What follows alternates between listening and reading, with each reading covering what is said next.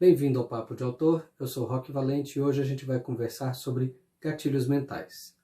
Essa obra contém gatilhos para cenas de guerra, alergias, intolerâncias e alterações corporais leves, pessoas insensíveis que se passam por criativas, autores que não acreditam em leitores sensíveis, autocrítica desatualizada, filmes velhos e ruins e analogias forçadas.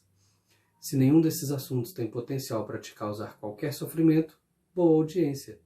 Se você não se sente seguro com esses assuntos, peça para alguém da sua intimidade que avalie por você ou veja uma coisa de nossa comunidade livre de gatilhos. O que são gatilhos psicológicos? Gatilhos são ferramentas mentais através das quais o nosso cérebro dá respostas automáticas, na forma de lembranças, comportamentos ou mesmo respostas físicas. Eles são propositadamente usados em ações de marketing para acelerar a tomada de decisão de potenciais clientes, mas também podem ser positivamente utilizados na área de psicologia, terapias comportamentais e processos educacionais, como sinais de trânsito, sirenes escolares e de viaturas. Um dos casos mais marcantes de gatilho em uma obra de entretenimento foi a cena de desembarque na Normandia do filme O Resgate do Soldado Ryan, de 1998, do Steven Spielberg. Por causa dele, vários veteranos de guerra tiveram que sair das salas por conta de traumas despertados durante a exibição. Então, se é tão ruim, por que eu usaria? Porque nem todo gatilho é negativo. Nem todos são universais e muitos geram uma identificação por afinidade, fortalecendo o vínculo entre o espectador e a obra. Sendo assim, é bom você pesquisar sobre gatilhos positivos, é bom você identificar os seus gatilhos positivos e, a partir disso, usar essas técnicas no seu texto. Um exemplo? Há quem leia só com os olhos, e há leitores que imitam expressões, fazem caretas, copiam posturas dos personagens na obra. Para este segundo tipo de leitor, se você disser Maria mordeu o lábio se segurando para não soltar a verdade sobre a supervisora, significará muito mais do que para o primeiro grupo. Vamos ao segundo tipo de gatilho? Se o processo é neuropsico ou motor, ele foge ao controle da pessoa em alguns casos. E se o gatilho é forte o suficiente, ele vence a racionalidade, dependendo das circunstâncias. Como falamos da Normandia, vamos voltar a ela? Eu adorei aquela cena. Ela foi a segunda vez que eu me lembro, pelo menos, de ter visto a guerra como eu imaginava, um grande moedor de gente. A primeira foi em Tropas Estelares, de 97. Mas eu sou civil, vivendo em tempos de paz e trabalhando com atendimento ao público. Eu não posso esperar que um bombeiro tenha a mesma perspectiva que eu, ou pior ainda, um soldado que vivenciou a guerra. Isso seria cruel, seria fazê-los reviver algo que talvez eles não queiram e às vezes nem estejam prontos para reviver agora. Isso torna a representação proibida? Esse é o próximo tópico. Nós separamos aqui em casa esses 31 livros, dos quais um deles não tem potencial para despertar gatilho na nossa opinião. Eu te desafio a comentar aqui embaixo qual deles você acha que não é. Quais os limites da arte? A resposta rápida e simples é: não tem resposta rápida e simples. Para mim, o limite da arte, como da ciência, como da religião, é a ética. Até passa pela minha cabeça dizer que o limite é impressionar sem ferir. Mas aí eu lembro de tatuagem, body piercing e outras artes corporais. Então, vamos dar mais um passo. Para mim, o limite da arte é a consensualidade entre iguais. Mas a gente vai voltar nisso mais tarde. Que tal uma alegoria agora? Imagina o gatilho como uma chave. Ele abre uma fechadura em sua mente para memórias e respostas pré-determinadas. Algo como eu dizer P. Sherman 42, e você talvez complete com Wallaby Way, Sydney, Austrália. Poderia ser algo mais simples ainda, como um toque de celular idêntico ao seu, ou alguém bocejando. Há outros gatilhos em nosso corpo, outras gavetas ainda mais estranhas.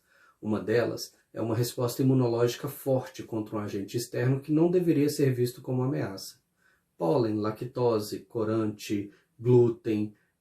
Teoricamente, qualquer coisa pode disparar uma cadeia inflamatória devido a uma intolerância ou uma alergia. E é algo pessoal, algo que para os outros talvez não faça o menor sentido, mas que para você é puro sofrimento.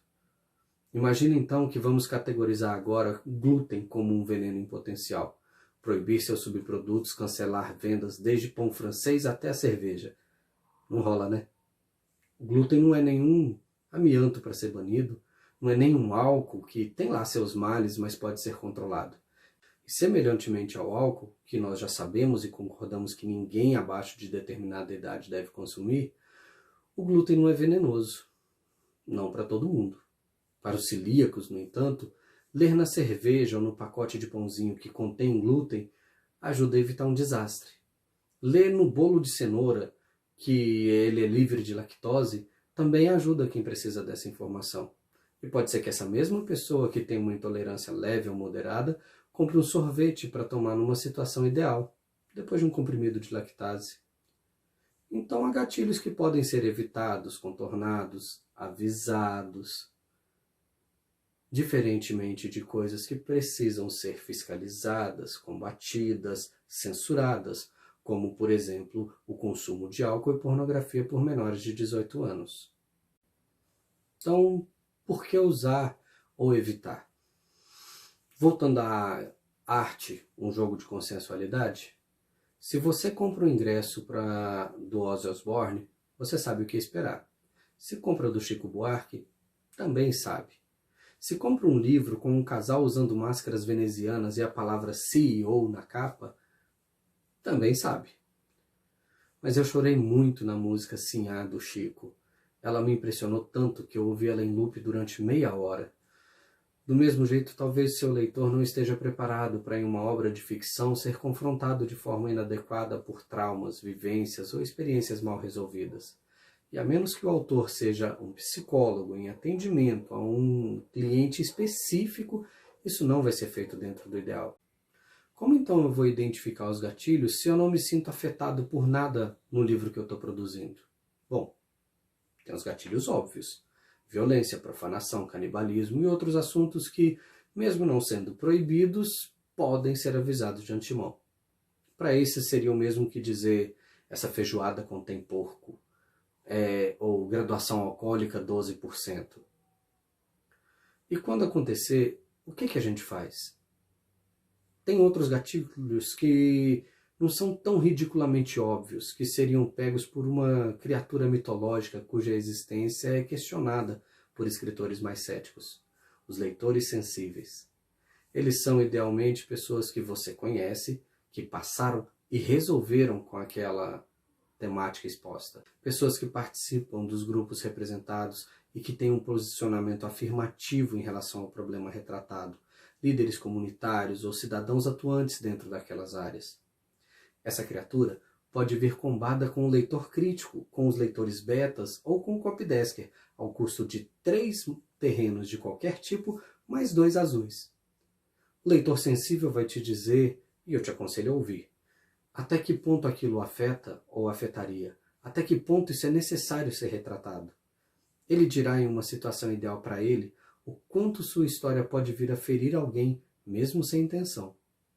Então, depois dos ajustes no texto, você pode colocar o selo de contém amendoim, glúten, lactose, traços de amêndoa, sabendo que terá evitado o sofrimento de uma outra pessoa e sabendo que o leitor que vai entrar nesse relacionamento contigo através da sua arte está entrando de forma completamente consensual. Afinal de contas, não é esse o propósito que a gente falou que busca aqui no início? Como podemos usar os gatilhos e como avisar deles? Minhas dicas? Confia no leitor sensível. Para aquela área, ele entende mais do que você. Ignorar o que ele disse seria o mesmo que conversar com alguém que entende muito de analogias, mas preferir comparar patos com parafusos. Anote e leve em conta tudo o que ele disser. Tudo. Se ele disser que ofende, é porque ofende. Se ele disser que está de boa, esteja preparado para ouvir que ofendeu alguém. Coloque um aviso como de verossimilhança citando os possíveis gatilhos, e nele aproveite para recomendar outras obras suas sem gatilho. Vamos a um exemplo? Essa é uma obra de ficção. Os incidentes são produtos do imaginário do autor ou foram utilizados em um contexto fictício.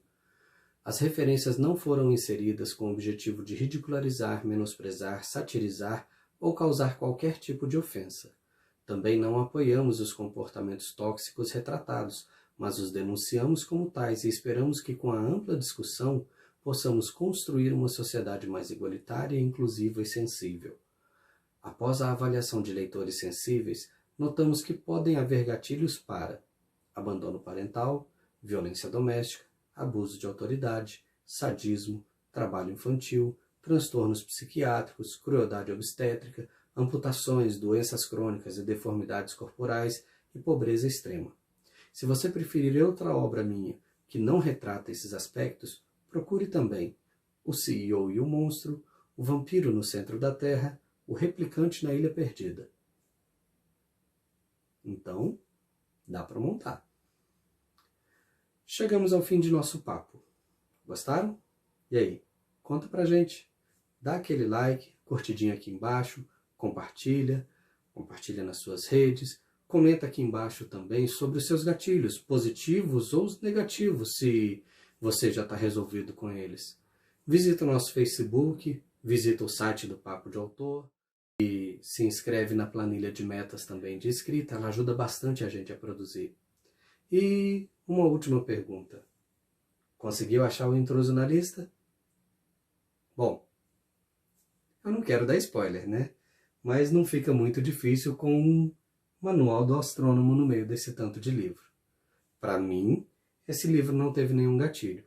Já os demais, bom, são ótimas obras de autores renomados, alguns com mais de um século, que passaram pela mão de pessoas inacreditáveis, mas que podem, de uma forma ou de outra, ferir alguém por mencionar coisas que a gente não quer lembrar. Se o propósito da arte é impressionar, sem ferir, esses aqui precisariam de aviso. São ótimas obras, não esqueça disso.